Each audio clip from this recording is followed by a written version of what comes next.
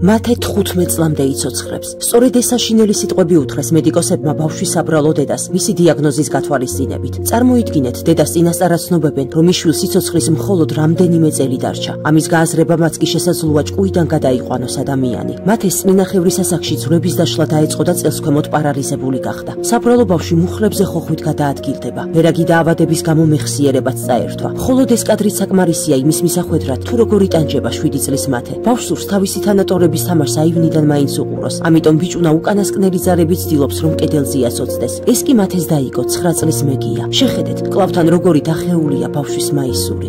ჩემთვის საჯურად ღილებული წამლები უნდა, რომ მერიდება, რომ ჩემთვის დედიკოს რაღაცა ვთხოვო. სკოლაში მოცვია სულ შარვალი, კაბა არ მოქვს. ბავშვები რო თამაშობენ, მეც გული მტკივა, რომ ჩემი ძმა ვერ თამაშობს. ეტლის რომ არ გვაქვს სულ სახლში, არის ცოტა ხში გამოკეტილი. დედიკოს იმდენი ფული არ აქვს, რომ ეტლი უყიდოს. ეტლიც რომ გქონოდეს, მაინც ჩავიყვანდი ძელს მზეზე გავიყვანდი, გამოვიყვანდი ბავშვებს და ელაპარაკებოდა.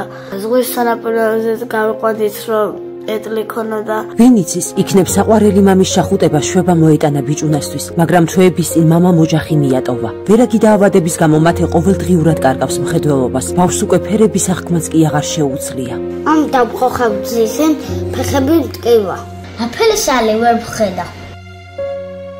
ის ძვირად ღირებული მედიკამენტები, რაც ბავშვს სასიცოცხლოდ სჭირდება, თურქეთში იყიდება, მაგრამ როგორ იყიდოს მარტო ხელა დედამ. ბიჭუნა თვალებით ითხოვს შველას. მათეს ყველაზე დიდი ოცნება ეტლია. ღვთისმიერო ადამიანებო, არ გავუცრუოთ ბავშვს იმედი. მის საბრალო დედას კი დავეხმაროთ მედიკამენტების ყიდვასა და ასევე ხელვა ჩაურიდან ბავშვის თბილისში კლინიკაში გადმოყვანაზე. სამწუხარო კი ისაა, რომ დრო ძალიან ცოტა დარჩა. უნდა მოვასწროთ ვერაგი სიკვდილის დამარცხება. გადარიცხეთ ნებისმიერი თანხა ჩერნოვეცკის ფონდის ოფიციალური საიტის მეშვეობით.